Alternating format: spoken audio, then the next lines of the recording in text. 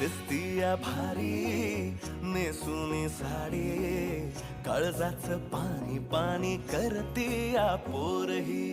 आता क्यूट वाली गावरान बोली, खट्याळ थोडी माझ्या काळजाची चोरही. थोडं माझ्या पिरमत पड तू ग बाई, खुळ्यागत झाला मन तुझ्याच पायी. आता मला लागली या लग्नाची घाई, भाई आता बोलू नको अग माझी राणी. होशील का या पठ्याची सोबर घरवाली.